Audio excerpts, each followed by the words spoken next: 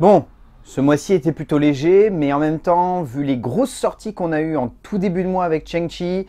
avec Dune au milieu du mois de septembre, et là tout juste cette semaine avec un autre gros long métrage qui est sorti, ça ne m'étonne pas qu'on n'ait pas tant que ça de films à rattraper ce mois-ci. Mais bon, on en a quand même loupé quelques-uns, donc passons en revue les quelques films que j'ai loupés durant le mois de septembre.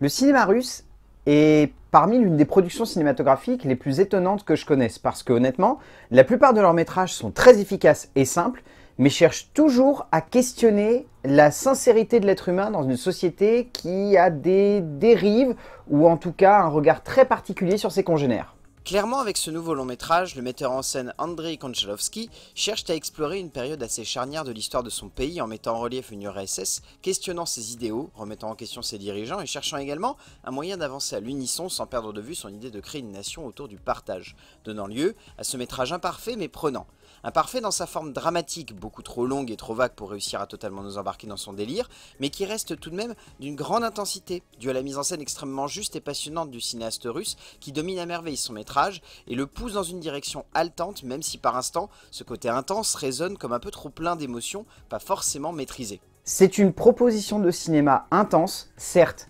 complètement imparfaite, mais l'œuvre qui en découle est extrêmement juste et très noire.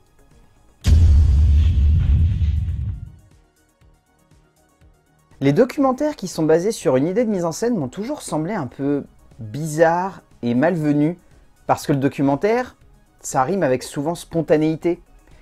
Et la mise en scène, c'est le contraire de la spontanéité. Et clairement, Pascal Plisson, au travers de ses deux précédents métrages, a montré qu'il cherchait à apporter une vraie forme de scénographie à ses projets, quitte à parfois aller un peu trop loin dans la construction et la juxtaposition de sa mise en scène sur ces dits sujets, donnant parfois lieu à des œuvres assez étranges, comme c'est à nouveau le cas avec un sujet qui n'est pas totalement maîtrisé clairement. On ressent une vraie passion pour son héroïne, qui, elle, est tout simplement merveilleuse, belle et passionnante dans son aspect et sa forme la plus simple, mais qui résonne également comme l'énorme point faible d'une mise en scène, cherchant tellement à la mettre en relief qu'elle finit par littéralement la mettre en scène et lui fait perdre de sa spontanéité, nous perdant un peu avec autant de forme, et franchement, c'est parfois extrêmement perturbant. C'est un très bon personnage au service d'un documentaire slash film que je trouve très maladroit.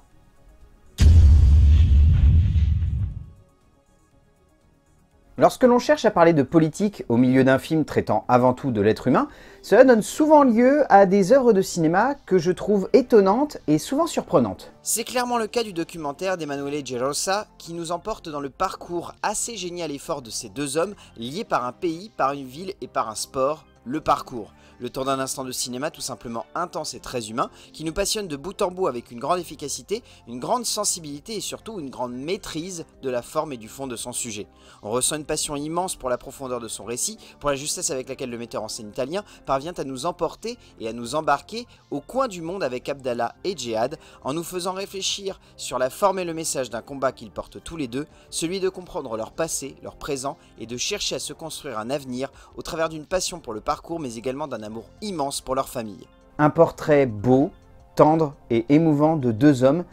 et de leur combat à la fois pour leur vie mais également pour leur famille.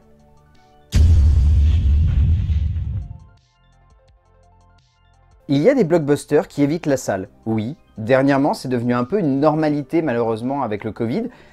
Et des fois, c'est une bonne chose.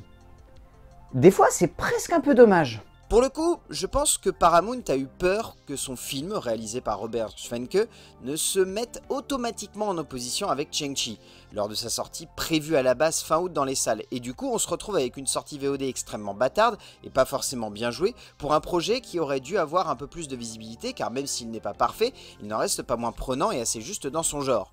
Certes, ce n'est pas un modèle de créativité dramatique ou de forme d'aventure dans son genre, cela reste très classique et convenu, mais pour autant, on se laisse tout de même assez rapidement prendre et embarquer dans un projet que je trouve maîtrisé et fort, mais qui reste clairement beaucoup trop sommaire dans ses effets et son contexte, amenant tout de même un joli lot de retournements et d'intensité cinématographique. C'est un divertissement clairement bâtard, mais c'est pas le pire que j'ai vu dans le genre cette année, et je le trouve plutôt efficace quand même.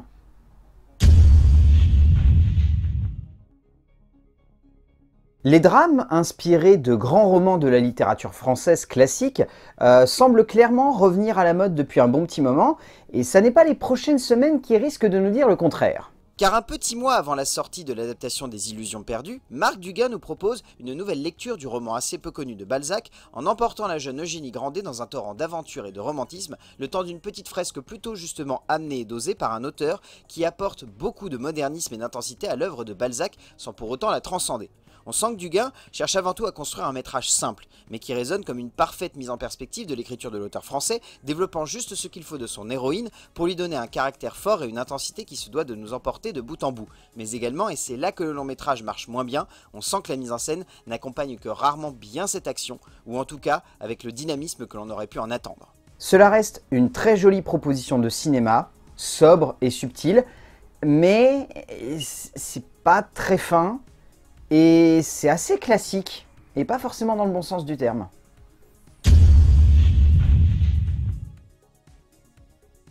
Le romantisme est un geste cinématographique que personnellement j'aime beaucoup parce que la plupart du temps, les œuvres qui en découlent sont extrêmement émouvantes, touchantes, et surtout arrivent à parler de l'humain avec une grande justesse. Et clairement, le cinéaste Alim Kham nous emporte ici dans un joli instant de poésie, de romantisme, d'intensité et de créativité autour d'une femme cherchant à comprendre un homme avec qui elle a partagé sa vie, mais qu'elle ne semble pas parfaitement connaître au vu de ce qu'il laisse derrière lui après sa mort. Il en résulte une œuvre belle, un joli moment de cinéma, pas forcément toujours aussi intense et poétique que ce que l'on aurait pu attendre d'un tel pitch, mais pour le temps et la forme que prend l'aventure, on pardonnera assez rapidement au metteur en scène la radicalité de sa forme et de l'acheminement de son fond à l'écran, tant il est indéniable que le cinéaste a réussi à construire une œuvre émouvante, belle et simple. Qui plus est, portée par une actrice absolument parfaite en tête, Johanna Scanlan, se donnant à fond pour emporter son héroïne, magnifique, qu'elle sublime par une interprétation sincère et quasi parfaite de bout en bout. C'est un beau moment de cinéma, touchant, émouvant et fort. Et parfois, on ne demande pas grand-chose de plus à une œuvre pour réussir à nous émouvoir. Voilà, ce petit voyage au cœur des quelques films que nous avions à rattraper durant le mois de septembre est terminé. Je pense qu'octobre risque d'être un peu dans la même mouvance parce que vous l'avez vu cette semaine, il y a un énorme film qui est sorti. Il y en a 2-3 autres qui sont prévus dans le mois, donc je pense pas qu'on aura beaucoup plus de films au prochain rattrapage. Mais si on en a, tant mieux. Et n'oubliez pas ce que je vous dis à chaque fois à la fin de cette émission, ce n'est pas parce que l'on ne parle pas de ces films qu'ils sont forcément mauvais.